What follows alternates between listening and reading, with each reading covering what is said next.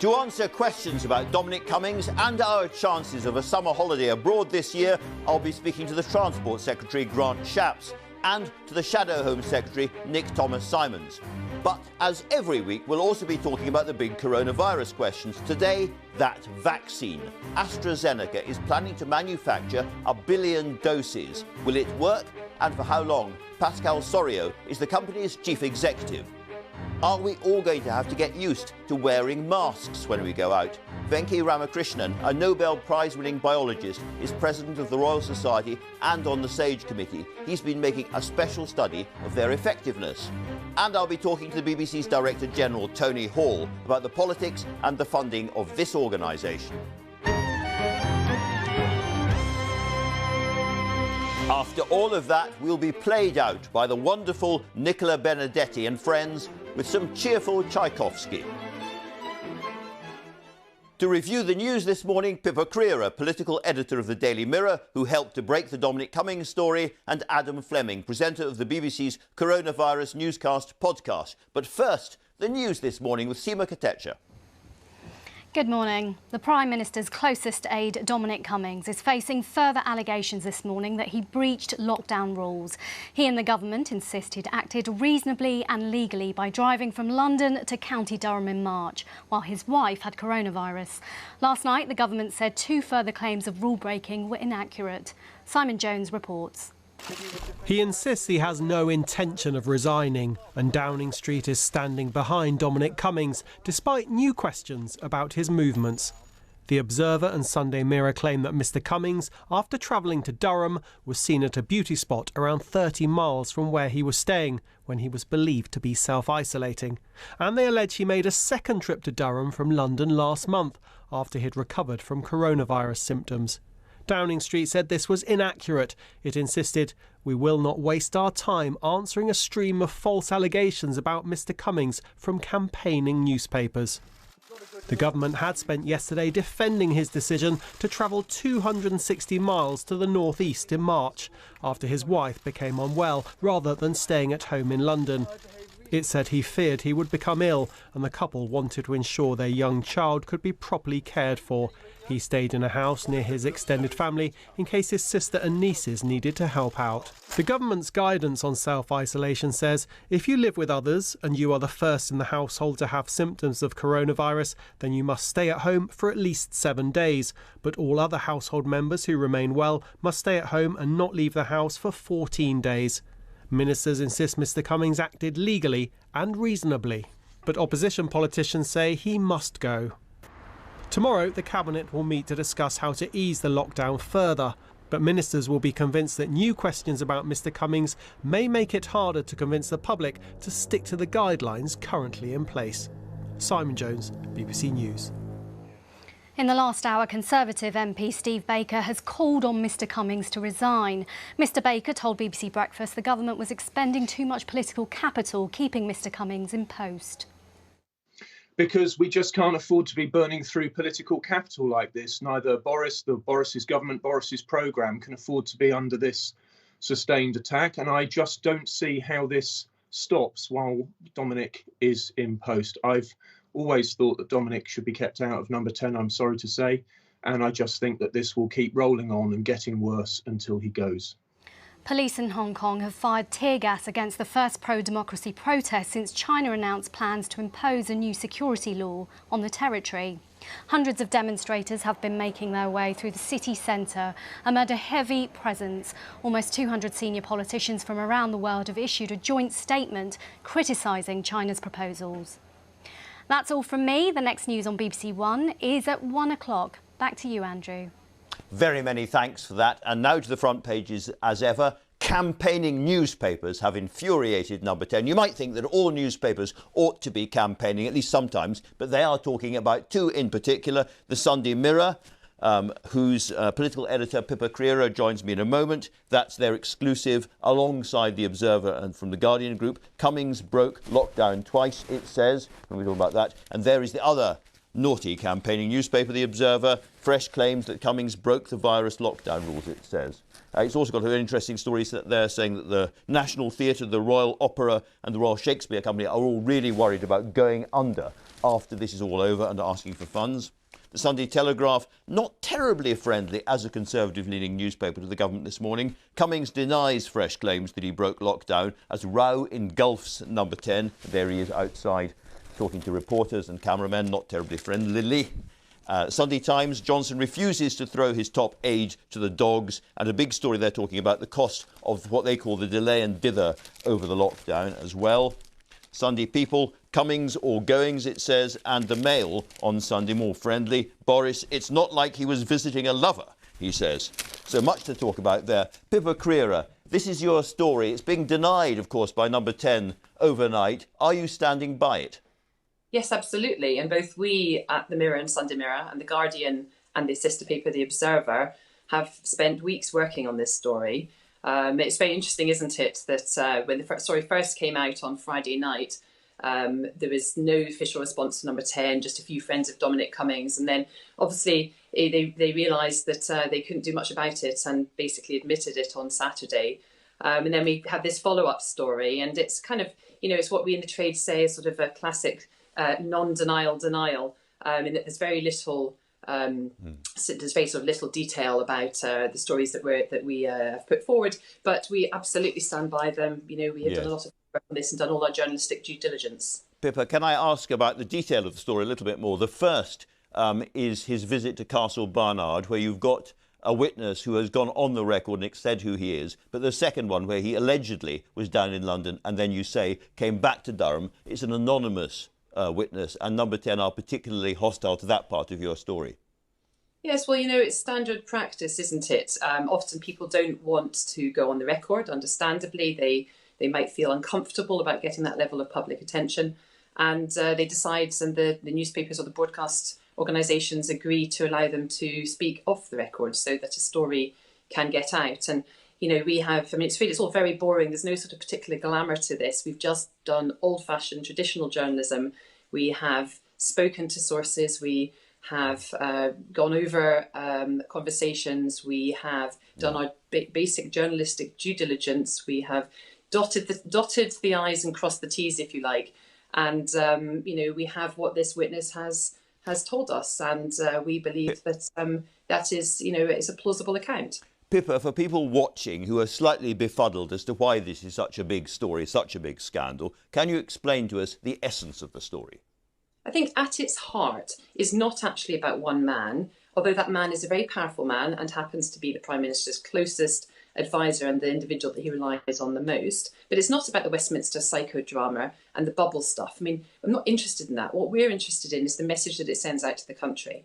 And the government has spent months telling people to stay at home, not to go out under any circumstances if they have the disease themselves, self-isolate. The government has repeatedly praised the public. Boris Johnson has gone on television multiple occasions to say, we are managing to get through this, to drive down the peak of the virus, to save the NHS because people are doing what they're asked and staying at home. And for many people, that's a hardship. This is not just about people like you and me that might want to see their parents who live hundreds of miles away and they haven't seen them or their family or their loved ones for a few months. This is people, the death toll for coronavirus is over 35,000. This is people who haven't been able to see their loved ones before they die. And the fear is that the public will feel that there's one set of rules for somebody in Number 10 and one for themselves. And if, God forbid, they suddenly think, well, you know what, he's done it, so why can't I? And start travelling across the country and breaking the rules and taking a more relaxed approach, and the R rate starts to go up. And that's a problem for all of us. So for those people who haven't picked up the Sunday Mirror or the Observer this morning, just tell us what you say Dominic Cummings did. So our initial story was that Dominic Cummings went up to Durham to self-isolate with his family during the lockdown. That was our story in the Guardian and Observer yesterday. And then our latest allegations are that sources have told us that they saw him, first of all, on that trip 30 miles away from his parents' home, apparently on a day out. And then secondly, that once he came back down to Number 10 and was back at work, he then subsequently went up on a second occasion to Durham to see his family. And he was spotted by a witness, a source who told us that he was walking in the woods with the woman he believed to be his wife. Adam, this is, of course, dropped like a bombshell on the news agenda this morning. And we're seeing one Conservative MP only, Steve Baker, so far, coming out and calling for Dominic Cummings to go. But there's a lot of rumbling under the surface, and the papers are reporting that too. Well, if you look at the headline from The Observer inside, it says, in private, Tories were dismayed. In public, they rallied to save him. That's slightly switched around this morning, as you were saying, because we saw Steve Baker, the influential backbencher, saying it's time for Dominic Cummings to go.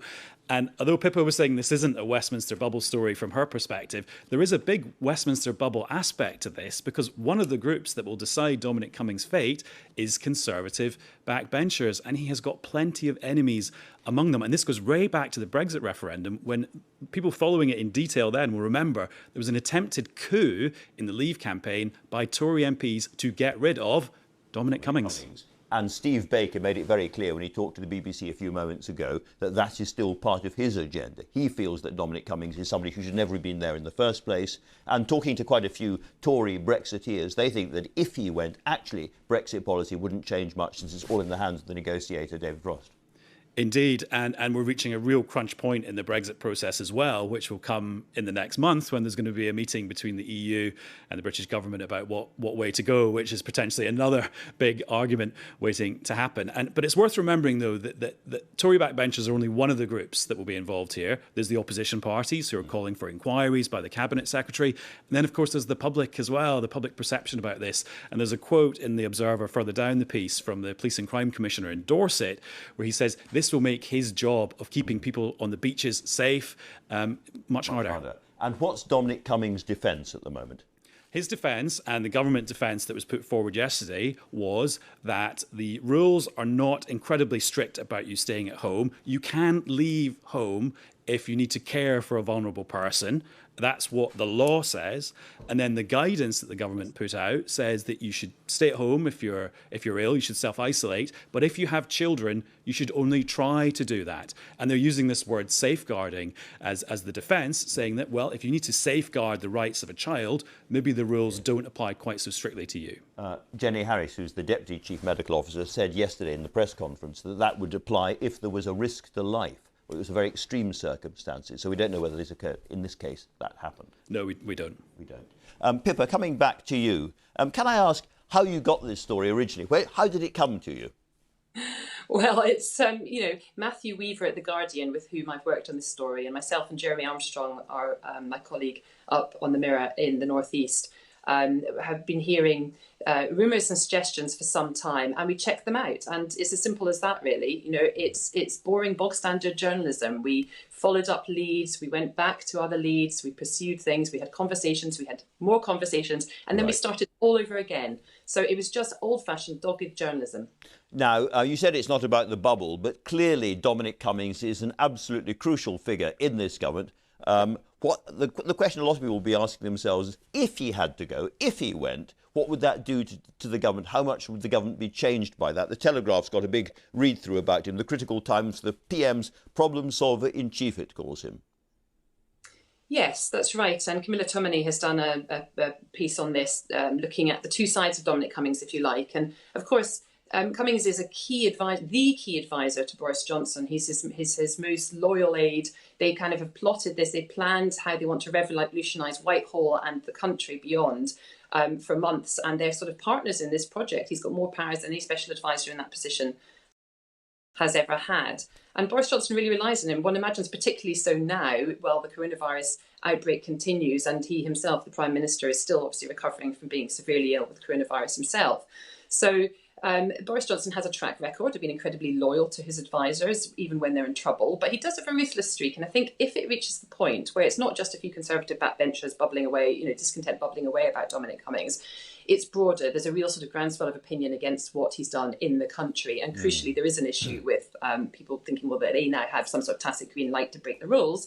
Then I think he might have to rethink. I mean, I personally think that they'll hang on to him because they're incredibly loyal. They've circled the wagons around him. And Dominic Cummings is such a key player in this government, albeit a controversial one, indeed, that they wouldn't want to let him go. Pippa Crerar, thanks very much for that. Adam, before we leave it, there is an extraordinarily aggressive piece in the Sunday Times by their Insight team. We're talking about relations between Number 10 and the media, and they're complaining about campaigning newspapers. But Number 10 and the Sunday Times Insight team have been taking chunks out of each other for several weeks now. And there's a very interesting piece here, basically saying that the delay at the beginning of lockdown has caused an extra 1 million infections. So this is the next episode in this battle between certainly one part of the Sunday Times and Downing Street, returning to this theme that the Sunday Times has put forward in the last few weeks, that actually the government was too slow to act and the Prime Minister could have gripped this earlier, which of course is completely denied by Downing Street. The big theme here is, and from looking through this massive piece, the two precise things that I can see is this idea that there was data, a modelling prediction about the number of people that could die that was presented to the government's scientific advisors much earlier in March than we thought up till now. And also they've done some reverse modelling, which gives you this big dramatic chart, which suggests the spread of the virus in the UK was much faster, much earlier than people thought. But this is based on reverse engineering the numbers, which is always a difficult thing to do. Maybe one of the things that you will pick up in your coronavirus newscast. For those people, those small number of people who haven't yet been able to find it, how do they do so, Adam? You get it on BBC Sounds or wherever you get your podcast, and lots of people like listening to it on their phone when they go for their morning walk, I'm told. Adam Fleming, Pippa Crerar, both thanks very much indeed for that. Now then, the weather. It feels as if summer is roaring in. Scorching temperatures, also high winds. It's all blue and blustery, though it's quite dull this morning, I have to say. More of the blue and blustery, please. Over to Nick Miller in the weather studio. Nick.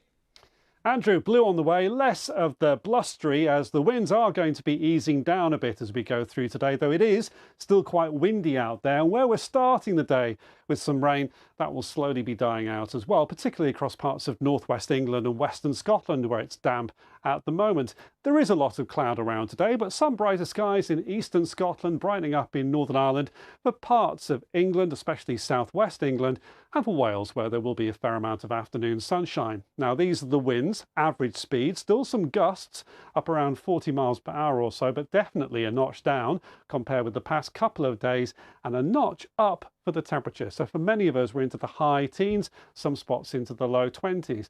Now, the wind will fall light overnight. A lot of the cloud will disappear, apart from northern Scotland, but any leftover rain will die out. Could see a bit of sea fog just hugging parts of the coast of southwest Wales and the far southwest of England, and temperatures dipping down into single figures. So it will be, for many of us, a cooler start to the day tomorrow.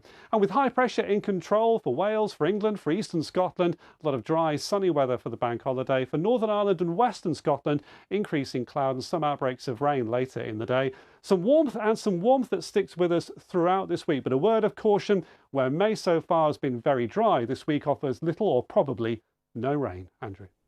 This being Britain, there's always a word of caution. I'm joined now by Nick Thomas-Symonds, Labour's Shadow Home Secretary. Welcome, Mr Thomas-Symonds. Are you now calling for Dominic Cummings to resign because the SNP have, the Liberal Democrats have, at least one Conservative MP now is, but Labour Party so far has not? Well, firstly, good morning, Andrew. What we're asking for two things. Firstly, for there to be an urgent investigation by the Cabinet Office. And second, for the Prime Minister today to take the press conference, the daily press conference himself, and provide answers, because this is an extraordinarily serious situation. The British people have made sacrifices, extraordinary sacrifices, to get through this crisis by following the guidelines. We know of grandparents, for example, who've not seen their grandchildren for months, sometimes newborn grandchildren. People who've died alone without families by their sides. People who've not been able to attend funerals. And that's happened because people have followed the guidelines. Now, in the particular situation of the Prime Minister's chief advisor, where there was someone in his household with the suspected symptoms of coronavirus, the guideline was very simple about not leaving home. The allegations we've seen are extraordinarily serious, and they do need to be dealt with. Well, let me put to you, as it were, a human response to this, which might be, you are, your partner is sick, you think you may well become quite sick, you have a small and vulnerable child. What would you do?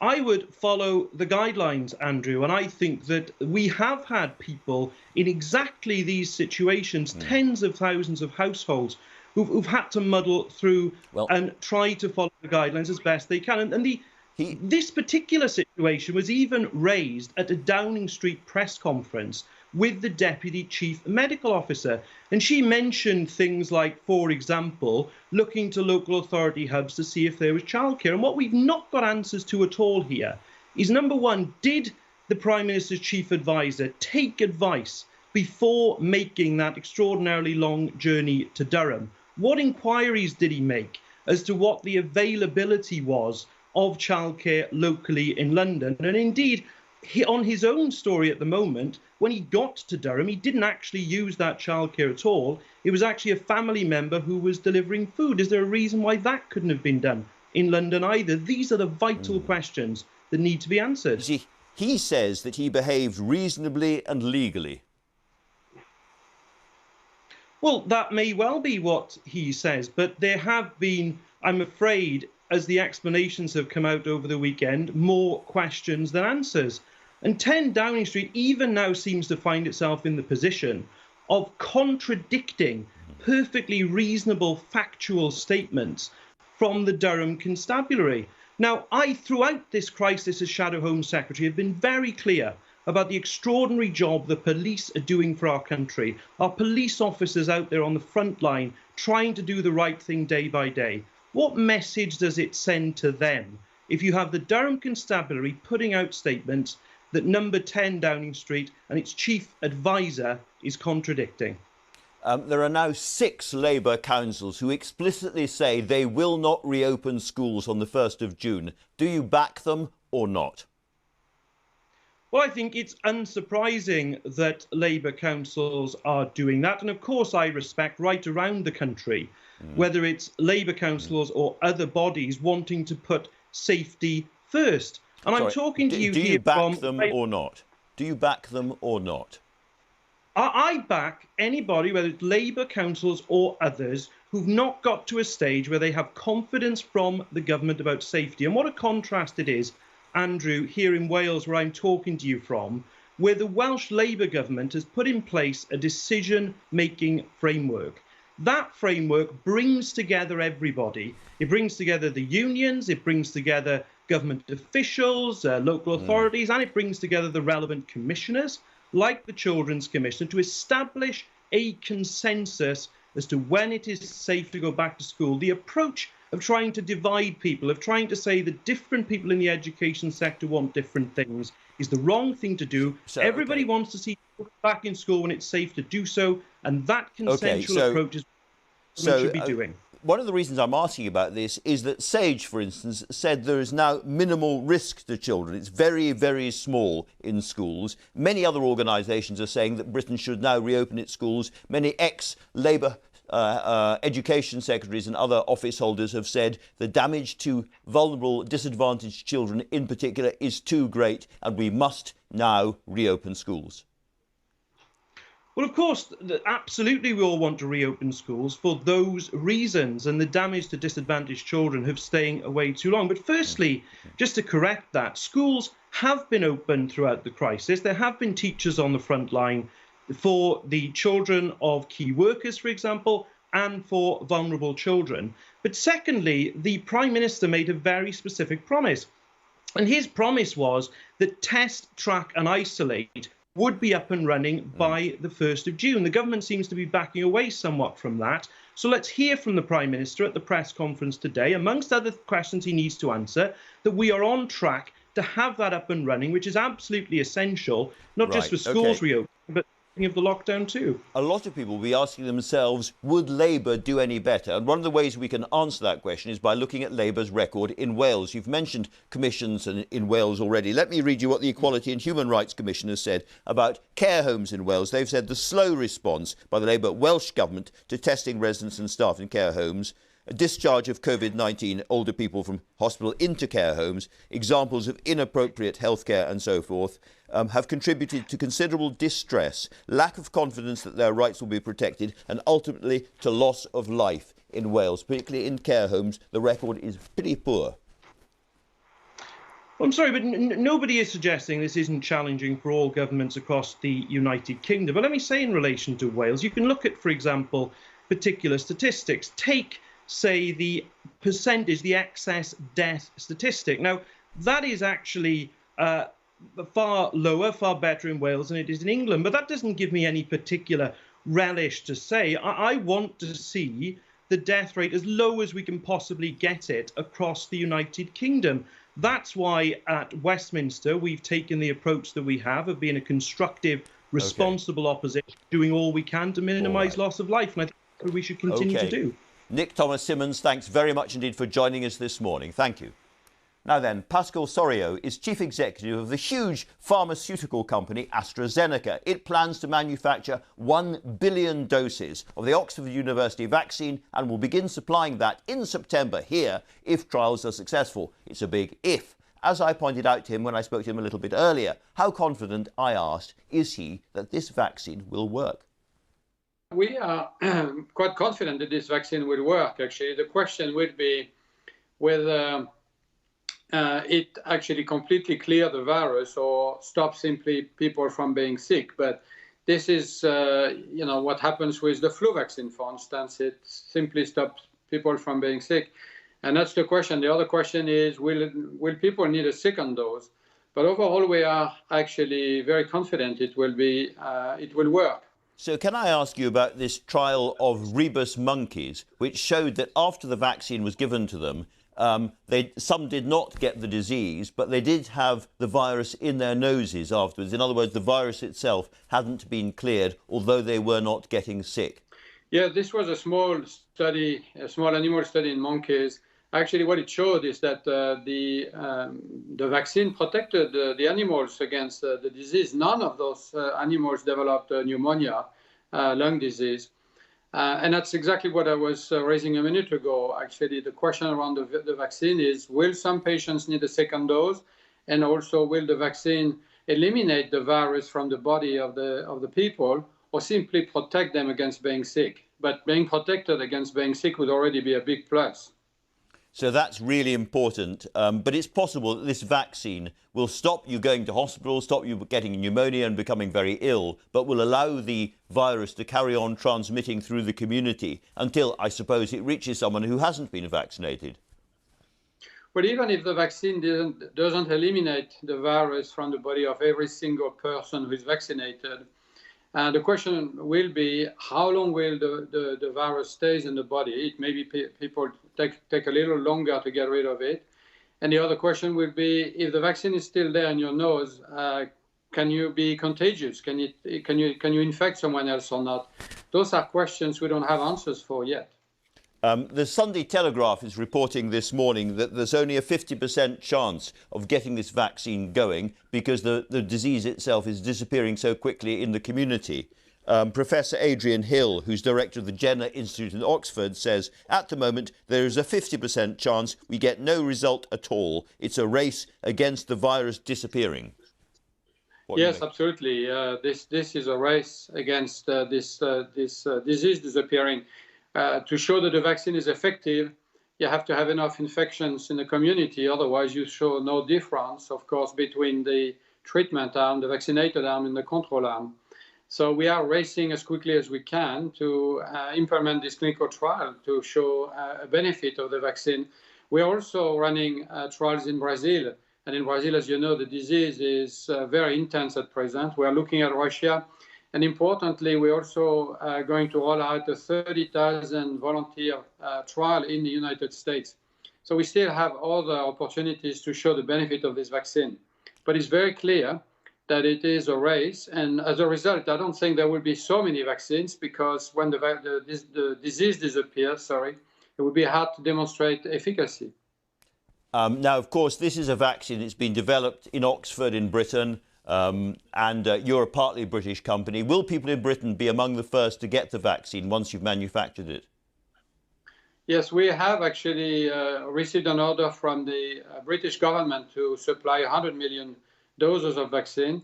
And those will go to the British people. And there's no doubt that starting in September, we will be starting delivering these doses of vaccines to the British government for vaccination. That's really important. So from September into October, people in this country will be able to get a vaccine, in your view? Absolutely. Of course, it has to work. The vaccine has to work. I mean, that's one question. And the other question is, even if it works, we have to be able to demonstrate it. Back to your earlier question, we have to run as fast as possible before the disease disappears so we can demonstrate that the vaccine is indeed safe and effective. It's a very interesting race. Oxford say, however, that they've got hardwired assurances that the vaccine will not be prioritised for richer countries. Well, actually, this debate about prioritization is not exactly the right question, because we are setting up supply chains in the various geographies. We have an independent supply chain in the United States for America. We have one in the UK. For the UK, we have one in Europe. We are setting up one in India. We are looking at doing one in China. So there will be no competition between countries as it relates to supply. I think everybody around the world will be able to get access to this vaccine, which will cost, a couple of pounds, really. We're doing it at cost, at no profit. So I don't think there will be a question of who gets it first. Everybody will be able to get it. And how much of it is being manufactured in the UK? The supply for the UK will be manufactured in the UK. The supply for Europe will be made in Europe with some product coming from the UK. But Europe is mostly going to be supplied from Europe, and the UK from the UK. So you can see here there will be no competition between countries. We're really working hard to make sure we offer fair and equitable access to everybody around the world. Pascal Soriot, Chief Executive of Astrazeneca, thanks very much for joining us this morning. Thank you, Andrew. Now, Tony Hall's announced he's standing down as Director General of the BBC later this year, but he's with me this morning. Tony Hall, if we think our way back to mid-February, not so long ago, relations between the government and the BBC were pretty low, and the government was briefing into the press that they were going to whack the BBC. Have relations improved? Well, there are parts of our relationship with government which are, as you know very well, which are the testing parts of our relationship, which is we are here to be impartial, independent, seekers out of truth in all our journalism, and so there's always going to be a distance in that sort of relationships. But during the COVID crisis, we've worked alongside the government, for example, on our huge education programme, which is the biggest education programme we've ever launched in our history, to supply young people, children at school, parents who are seeking things for their kids, and teachers with education materials. And we worked alongside the Department of Education for that. And on our big night in, we worked alongside DCMS and the Treasury, who said, OK, if you're doing a big fundraiser and for the first time bringing together comic relief and children in need, well, we'll match whatever money you make, which again is good. So I think there's a proper relationship. Have you had a conversation yet with Boris Johnson about the future of the BBC? No, I haven't, but I'm thinking plenty about the future of the BBC. And I think what is interesting about the COVID crisis is right back at the very, very beginning of this crisis, we thought, right, how can we do a service which the public in this country are going to appreciate and need at the biggest crisis any of us have ever faced? And that's why we put a big boost in what we're doing in information, in our news services, making sure we can keep those going. And the teams have produced most wonderful programs. Why the education development I talked about was also been key. And also actually in terms of bringing us all together, because the country also needs to be brought together. And I think we've done that, for example, on VE Day or with our local radio stations, where we've had over 600,000 people have been helped from our local radio stations in their community. But there were problems before all this started. Oliver Dowden, who's the Culture Secretary, has warned the BBC against adopting what he calls a narrow urban outlook. Yes, I think the notion that we should be reaching out into the whole of the UK is one I subscribe to. I said earlier in the new year that I felt that a greater proportion of what the BBC does should be out of London. I think the strength of the COVID crisis has been that we've seen our local radio stations performing fantastically well. We should have roots across the nation. And indeed, when you look at one of the strengths of the BBC creatively, it is that it represents the nations of the UK and does that very well, and also finds talent across the nations of the UK. So I think that is part of our particular role that we can play for the British people. I also think, by the way, the diversity of thought, I've talked about that a lot, I think is a very, very important for any organisation. You don't want people who all think the same. You want people who are going to argue with you, bring different ideas into the mix. I suppose it's about metropolitan attitudes, though, which could be London or Manchester or whatever, but it's a difference between the metropolis and the way people think way outside the metropolis. There is a divide here, and there's a very big perception the BBC has been on one side of that divide and not spread across it. Yes, I don't accept that, to be honest with you. I think half the BBC is outside London, both in terms of the money we spend and the people. And actually, I think this is one of the strengths that we have, that we can reflect. As you've been hearing, for example, on the Today programme in the morning, you've heard from our local radio correspondents talking about how COVID and the crisis is affecting their areas. There is that sense that we are really reaching out into communities, which I think is important. You talked about lots of things the BBC has been doing during the COVID crisis. But at the same time, the BBC has been pulling in its horns in all sorts of ways. There's been shared radio bulletins for news, various news programmes have come off air, and of course a lot of the drama can't be made at the moment for obvious reasons. Is perhaps the lesson of this crisis that a smaller BBC is a better BBC? So I think I take my hat off, if I had a hat on, to all the people, the programme makers, journalists and others who have been doing amazing things. I mean, 92% of our organisation is now working from home and producing excellent programmes. What I think we've got to do, like any organisation has got to do, is to learn from that and see where we think, the stuff we're doing there we should take forward into the future. We shouldn't go back to the old ways of working. We can do things more simply and maybe with more focus and then build on the things we've learned. So we've learned, for example, one area, culture in quarantine, where we've been working with arts councils, working with arts organisations, working with artists. Why? Because we know there's a crisis in the arts for how they find their way to their audiences. We can help with that. Now, that's something I think should carry on after this crisis. So I think there's a lot to learn, and we're going to learn. During the crisis, we've lost about £125 million and so forth. That must mean a smaller BBC going ahead. It's a BBC which is certainly not expansionist, and certainly having to make sure we spend all our money wisely. We're working on making sure that we can do that.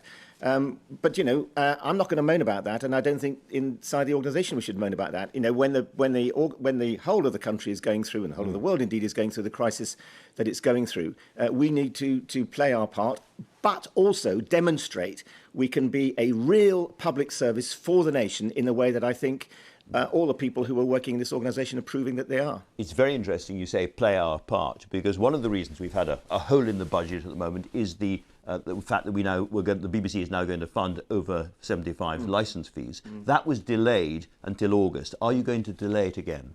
There's nothing new to say about that. The board took the decision to delay, as you were saying, a few months ago. We're preparing for an August launch. But on the other hand, they've also made it quite clear at the time. They made it quite clear at the time that they would review the situation near the time, and that's exactly the position. There's nothing new in that. So pensioners can expect to start paying in August? The board have said they'll review it near the time, and that's, to my mind, is the appropriate thing for a board to do. Let's talk about the licence fee more generally in that case, because can I ask you straightforwardly, in 20 years' time, will the BBC be funded by the licence fee?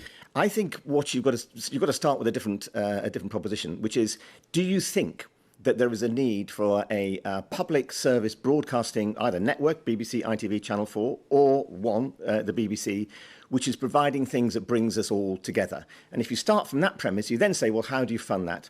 And the licence fee, and that's the key question. And I think what the COVID crisis has proved is that people in their droves, 94% of the population of the UK have turned to the BBC for either information, education or entertainment during this crisis. So the question is, and by the way, it's not a question that needs to be answered until 2027 when the Charter comes to an end. The question is, what's the best way of funding that universally so everybody in this great democratic idea gets something that we can all share? And yet we know the number of people paying the licence fee has dropped pretty sharply in the last 5 years. And there seems to be a hint, at least, in the BBC's submission to the government back in March that we are thinking in a slightly different way. In some countries, the consultation document says the TV licence is linked directly to an existing common household bill. This is we're open to exploring that option, which should, of course, allow, if it's linked to a bill, there to be a gradation of payments, not one simple payment linked to ability to pay. Is that something the BBC is seriously considering? I hope, and this is a personal view, I hope that there will be a big debate about the best way of funding the BBC. I hope, even when I've left, I can take part in that debate.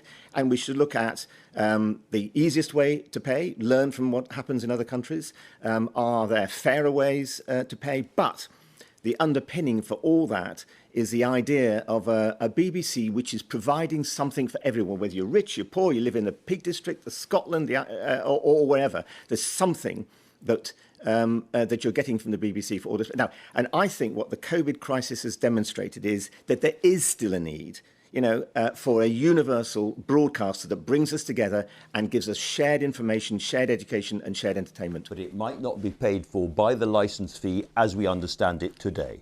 I think we should be open-minded about, my own view is it would be a licence fee because that's where you'll probably come back to, but we should look at, can you make that fairer? Can you make it more proportionate? Can you charge it in different ways? All these questions should be answered between now and 2027 when the new charter comes in. You took BBC Three off broadcast and online, and you're now reversing that decision. Does that mean the original decision was wrong? I think we've learned, and actually I think it's absolutely right that organisations should learn. We took it off linear 3 years ago, because we wanted to save money, but also because we thought we could really launch it as an online vehicle, because that's where audiences were going to be. And it's been a fantastic creative success. Normal People is just the latest example of how well that's done.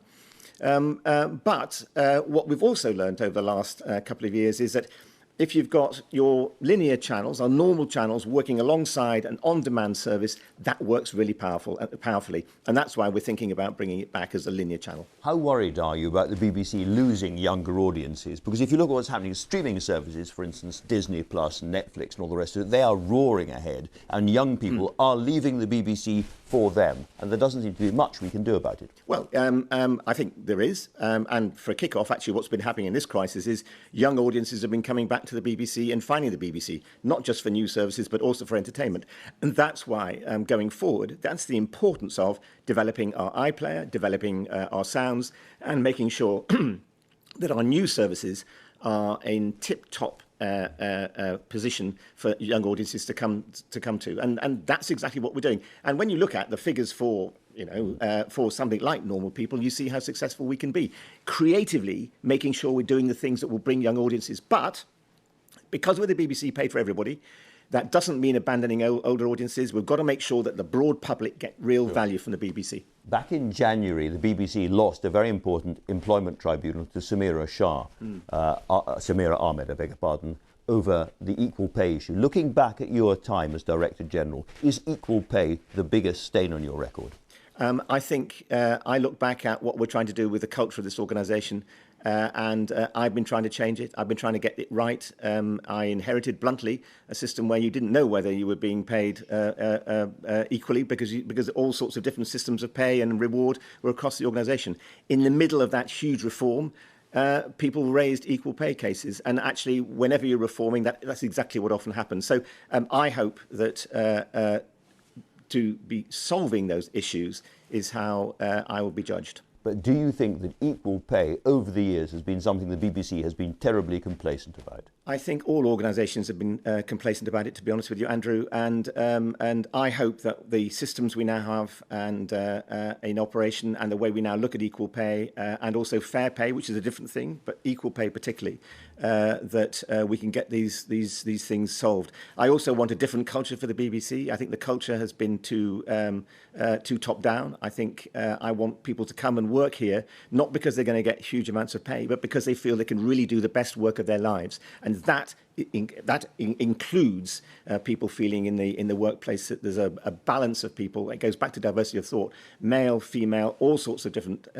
diversity of thought in the workplace, which means it's a really good place to be. Now, in due course, I'll be talking to somebody else, your successor. What qualities does that successor need? I'm not going to get into thinking about my successor in that sort of way. I think what you do need to have in this job is a profound belief in public service broadcasting. I think that's important, and a realisation that to preserve those things that matter, you have to adapt and you have to change. And I think the history of the BBC has always been one of adaptation, from radio or wireless through to colour television to iPlayer. So whatever you do, you take the values you stand for and adapt them for the future. And I think that's what teams here have been doing brilliantly through the COVID crisis. And if they ask you to stay on longer because of the crisis, will you say yes? Oh, I've just said from the beginning of this, I'll just stay on and do my job. I'm focusing on the job.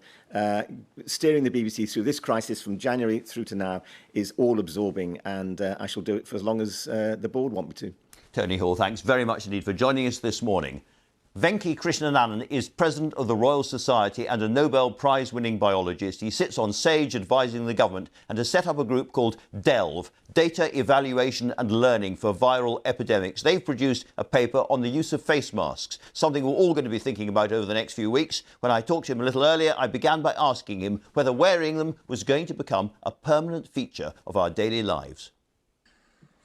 Nothing is permanent, but I think it's going to be quite a useful tool to tackle the pandemic. Remember, the virus can be transmitted by a variety of routes. One of them is through our exhalation of droplets. These droplets could be directly inhaled by others, or they could land on surfaces that we touch and get contaminated by. And we want to block all of these routes. But there are conditions where you cannot distance yourself, for example, in public transport or in crowded spaces, or indeed in certain work spaces where people occasionally have to come together. And so if we want to emerge from the lockdown, we need to block all of these routes. Can I just ask you to be clear? Wearing a mask doesn't protect the mask wearer so much as the people around the mask wearer. So in a sense, it's an act of altruism to wear a mask. It's altruism only if you look at it very narrowly. If all of us wear masks, we all protect each other, and therefore we protect ourselves. So you can think of it as a sort of cooperation, that makes us all a bit safer. Because some people are worried that wearing a mask increases the viral load. In other words, you're exhaling the droplets and immediately re-inhaling them and making yourself sicker.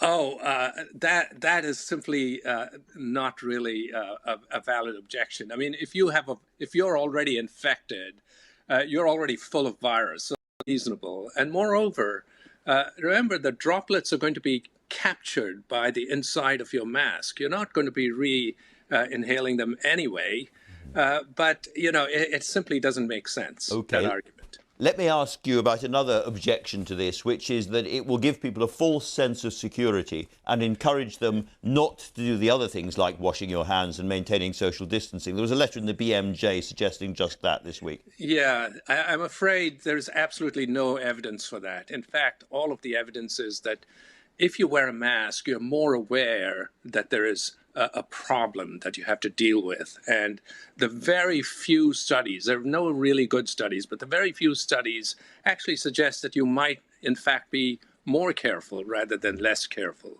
I'm afraid this is simply hypothetical. And the reality is that there are millions of people wearing masks in many, many countries. And there's not been a surge of infection. In fact, most of the mask-wearing countries have a lower transmission rate. So we're told that at the moment we shouldn't be wearing, as it were, clinical masks. They're for NHS professionals. We should be making our own in many cases. Can I ask you, out of what? This government talks about using T-shirts to make them. Other people have talked about the material used for hospital curtains. President Trump suggests wearing a great big scarf is the best thing to do. What's your clinical view?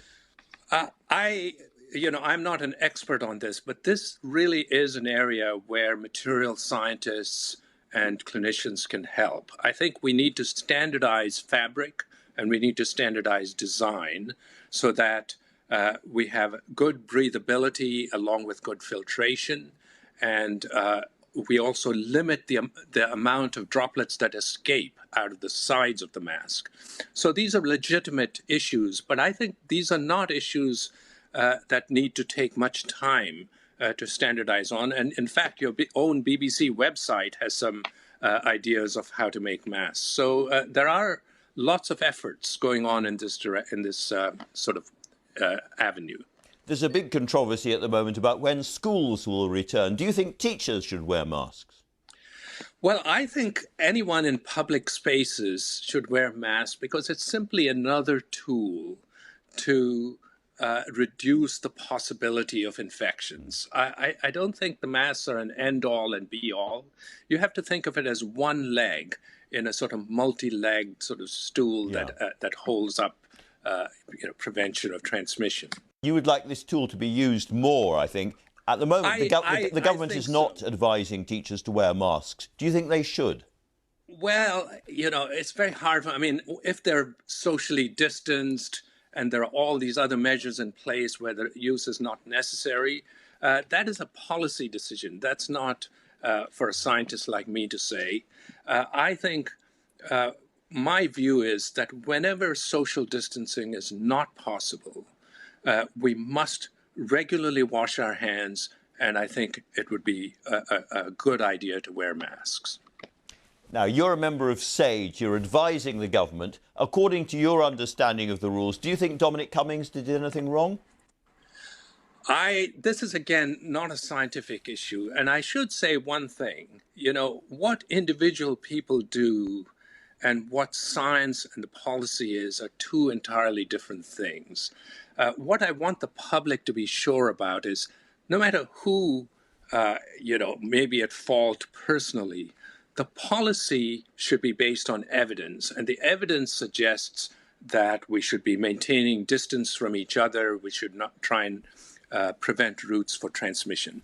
So I don't want to get into the specifics of what Dominic Cummings did because, you know, different sides seem to have different views on that, on what he actually did. Sure. And I am sure that in due course, when the facts are fully determined, you know, the matter will take its course.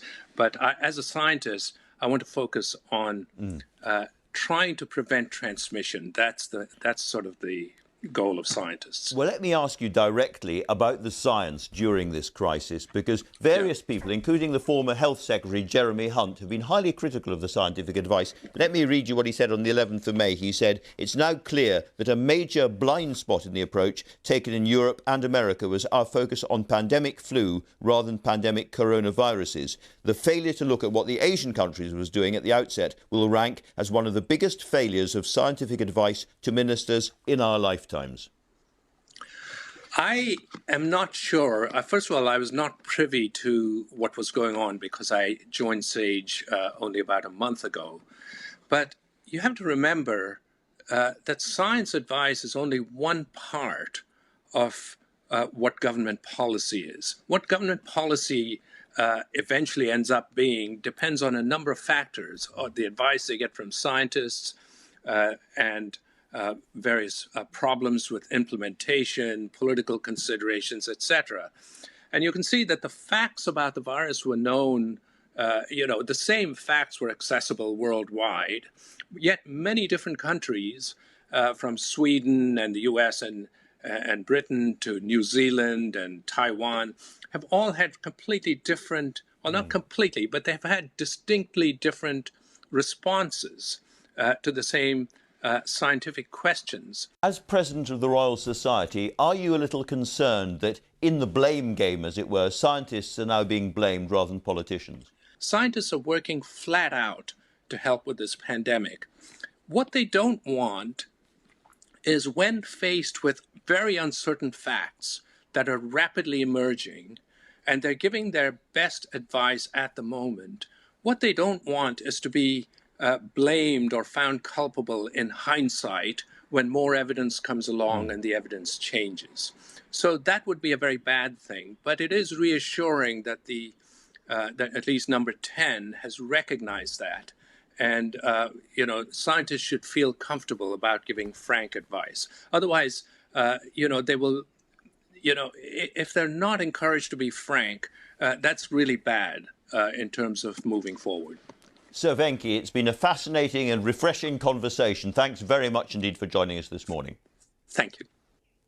So this is what we know. On the 31st of March, Dominic Cummings drove from London to Durham, some 260 miles, with his family to be near relatives after his wife developed coronavirus symptoms. He was, we're told, worried about who would care for his son if he also got sick. The government's advice on essential travel when he made that trip included the instructions: do not leave your home, the place you live, to stay at another home, do not visit second homes, whether for isolation purposes or holidays, and remain at your primary residence to avoid putting additional pressure on communities and services at risk. This morning, the Sunday Mirror and the Observer report 2 sightings on the 12th and 19th of April of Dominic Cummings out and about in the northeast. The second of these would be after he'd returned to work in London. Number 10 describes the stories as inaccurate. I'm joined now by the Transport Secretary, Grant Shapps. Grant Shapps, do the government's rules on lockdown apply to everyone? Yes, rules apply to everyone. That's absolutely right. And I understand what you read out there as well.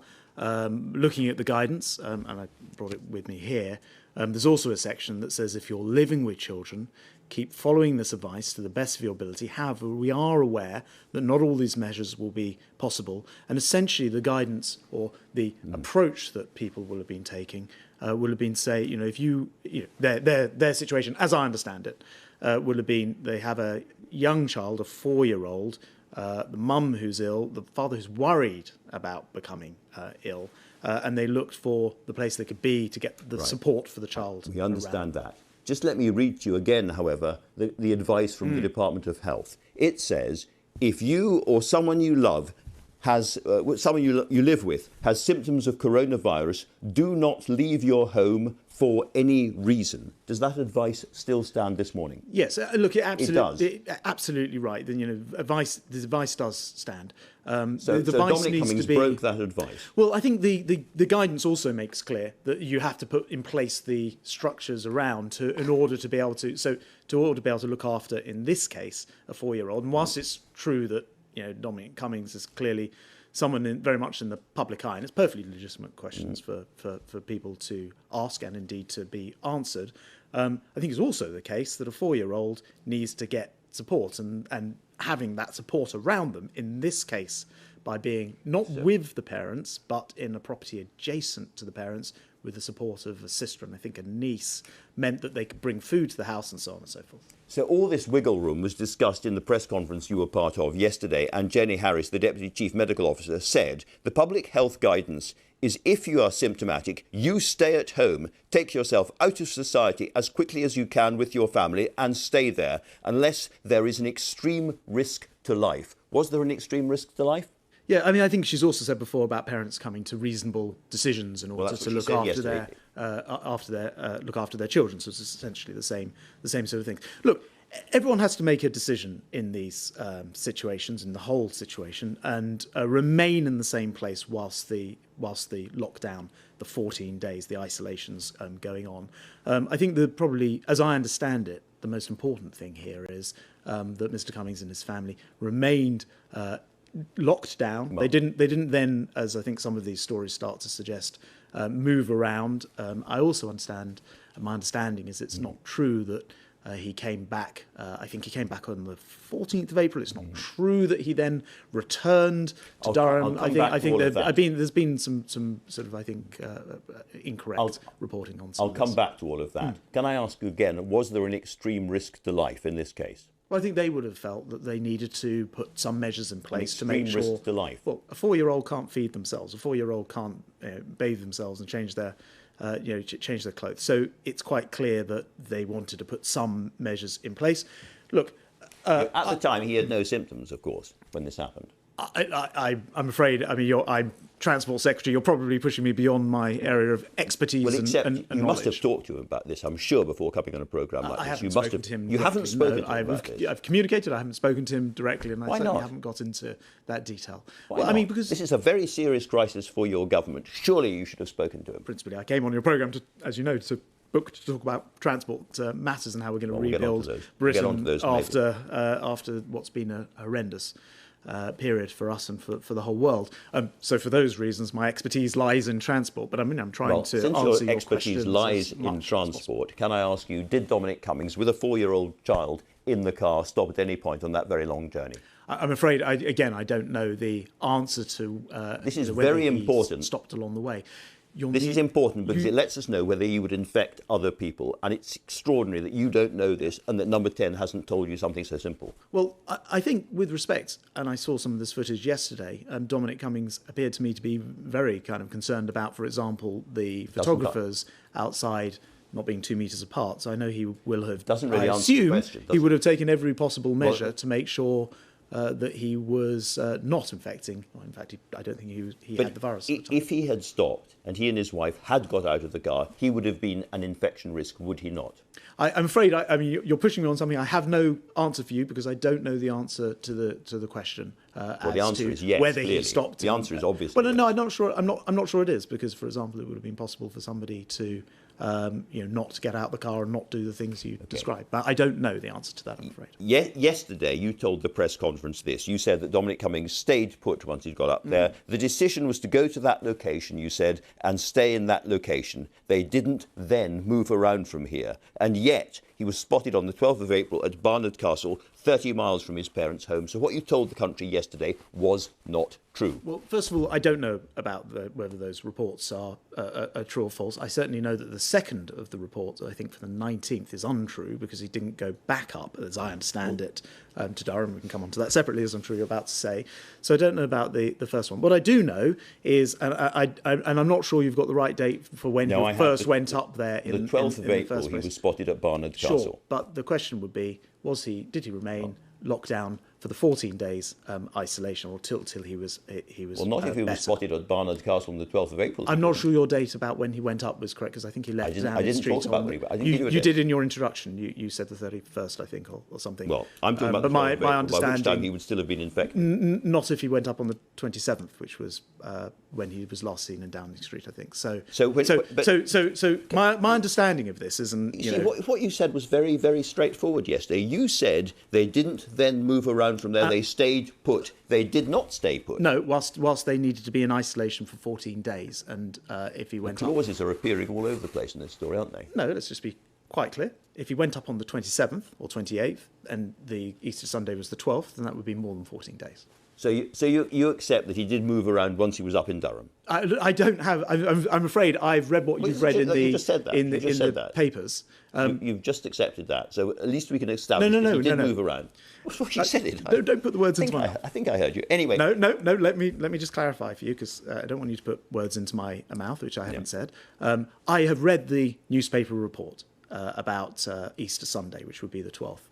I was merely correcting the fact that it seemed to me that he may have gone up to Durham earlier than you suggested in your introduction, and therefore would have been isolated for 2 weeks, for 14 days. But look, as I say, I'm not. Did you or anyone in Number 10 ask Dominic Cummings whether he had left the house once he was up there? My understanding is that he stayed there in the house for the 14 days until he would have been out of the sort of quarantine period. That's my understanding of the situation. Are you absolutely sure that he was not back in Durham, seen walking in a Bluebell Wood on the 19th of April? Yeah, again, my understanding is that he's been down in London since the 14th of April and has not returned to Durham since that time. So, I mean, as I say, look, there's been a lot of stuff in the papers, and we're throwing all these dates around. I know, but just because somebody, just because it comes as a surprise to you, but just because you see it in the newspaper doesn't mean that it is true. No, I'm trying to establish what's true. Now, you say that he definitely didn't go back up to Durham. How do you know that? Because the statement from Number 10 says that once he came down to London on the 14th, he's remained in London since, and the reports of him being back up in Durham since, I think you said it was on the 19th, are erroneous. That's how we know. So we're talking about statements from number 10 at the moment. The Number 10 statement, which you again read out yourself yesterday, said that at no stage was Mr. Cummings or his family spoken to by the police about this matter. Now, the Durham police have flatly denied that and put out a very clear statement yesterday evening saying they did speak to his father. Who should the public believe? Okay, I think there's been some confusion about this because... OK, well, let's try and clear it up. For one thing, the father contacted the police, not the other way round. And secondly, it was about an unrelated matter, which I think quite rightly they don't want to go into, about security. So it's not the case that the police made contact without any reason to discuss this specific matter. Why did Number 10 therefore say, and why did you say, that the police had not spoken to Mr. Cummings or his family about this matter when they had? No, they spoke to... about this matter? No, I can read you the police statement if you like. You can. OK, they said, on the 31st of March, our officers were made aware that Dominic Cummings had travelled from London to Durham and was present at an address in the city. At the request of Mr Cummings' father, an officer made contact the following morning by telephone. During that conversation, Mr Cummings' father confirmed that his son had travelled with his family from London to the northeast and was self-isolating in part of that property. That is a conversation between the police and Mr Cummings' family about the situation. I think you haven't read out the end of that statement as well. I've read all that I've got. I mean, yes, they did go and talk about security. They did. That's it. But so there are two things, aren't there? One is that it was Mr Cummings' father who contacted the police, not the other way around, and B, the discussion was for a discussion about a separate matter related to security, which is the key thing. Well, but they also talked about this matter, and Number 10 denied that. No, I mean the point is that the Number 10 statement was very clear. They said they didn't talk, and they did. If you read the original newspaper allegation to which they were responding, as I understand things, the newspaper allegation was that the police had made contact in order to raise this subject. The police only in fact, it was the father who made contact, and secondly, it was to discuss a security issue, which you didn't mention at the end of that statement. The father is a member of the family, obviously. Can I ask, after all of this, is there in effect a new Cummings clause, which is that if you are worried about a child, you can decide where you go and self-isolate, any part of the country, you can drive where you like, and the government is comfortable with that? I don't think there's any been a specific thing which says you can only move a mile or anything like that. The key point's always been that people remained locked down, which is exactly, as I understand it, what happened in this case in order to isolate and get beyond coronavirus. But you're asking. I'm sorry, let me read you your own government's guidance on this subject. Given on the 22nd of March, it says essential travel does not include visits to second homes or similar, whether and including for isolation purposes. People must remain in their primary residence. Mr Cummings did not do that. Although, as we've discussed, when he arrived there at the place where he was going to get support in a property adjacent to his parents, he didn't then move around. He remained there in a place where they thought they could bring best care to their child. And as the bit of the guidance that you didn't read out makes clear, it asks people to make every effort. It acknowledges, it says, keep following the advice to the best of your ability. However, we are aware that not all of these measures will be possible. The key thing is not to keep moving around. And some of these stories sort of try to suggest that there was backward. Yes, no, but this is the point. Some of these stories are trying to suggest that he went up and came back. He went up. I mean, 3 times I've seen suggested. And again, my understanding is that's not the case. And can I just say, Andrew? I mean, I know that this is of deep fascination, and quite rightly, questions have been asked. It's a very important story. Very important. 2 statements have been put out to try to clarify and answer the questions. There are, I should say, as Transport Secretary, for the reasons I came on the programme in the first place, massive issues which will matter to people even more than where family spent time isolating during this, including how we build our way out of this crisis, which are going to, in the end, matter to people a huge amount, and really ought to be discussing, at least in part. Surely what matters most is the authority of the government. You are telling people to make huge sacrifices up and down the country, day after day after day. People have not seen their loved ones after bereavements. People have made huge sacrifices. And now we learn senior government advisors do something different from what the government is telling them to do. And in a sense, you can keep Dominic Cummings or you can keep the policy intact, but you can't keep both. No, I don't agree with that. I mean, you're right. Everyone has been making huge sacrifices. I'm desperate to see my parents, who I haven't seen for months, like many people watching this. The key thing is not to continue moving around, but we've never told people where they have to specifically locate themselves, other than you don't. Their primary residence. Yeah, I mean, in this case, he went to his family's not his primary residence, and stayed in an adjacent residence. And as we've argued this primary residence. We've argued this backwards and forwards 2 or 3 times. The guidance also states you should do the things which are practical to provide assistance, particularly where children are involved, and this was the practical solution for them. So no, I don't think it means, to answer your question directly, I don't think it means that that's it now, let's not bother following the guidance. It's very, very important that we do defeat this virus, and I think people have been extraordinary in their sacrifices to do so.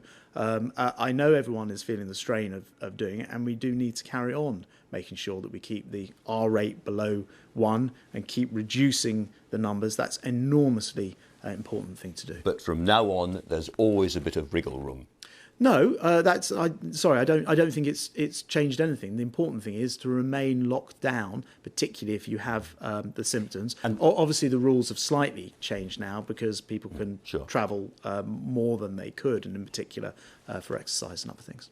So the lesson now is for everyone in this country who could have done something like this but chose not to. They got it wrong.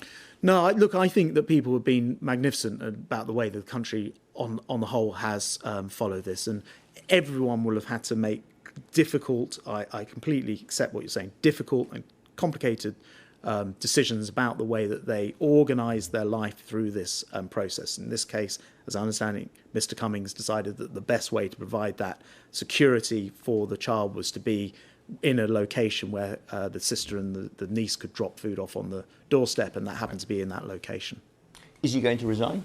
No. All right, Grant Shapps for now. We will talk about transport another time, but we've run out of time. Thanks very much for joining us. Finally, before we go, I've been speaking to that wonderful violinist, Nicola Benedetti, who spent her lockdown teaching others, from mere beginners to near virtuosi. In a moment, she and some of her friends will be playing us out with Tchaikovsky's Souvenir of Florence. But first, I asked her how, given that she couldn't see them or hear them, she could actually help people learn music remotely. It is challenging, but has been fairly successful, I would say. Surpassed every imagination I had in terms of the substance and the possibilities with the on-screen medium. There's been, obviously a limited amount of what we've been able to hear, but we're leading up to our big final concert this Sunday. And for that, all of the children who feel able to have learned things over a 3-week period will be sending us videos, at which point we will be piecing together the results of all of these hours of studies, tutorials, YouTube videos, Zoom collectives. So I'm so excited to see what they have really absorbed from the material that we've been giving them. Now, it may be quite a long time before you are able to perform again to a packed auditorium, go to a big hall and perform live. How do you feel about that, and when do you think that's going to start again?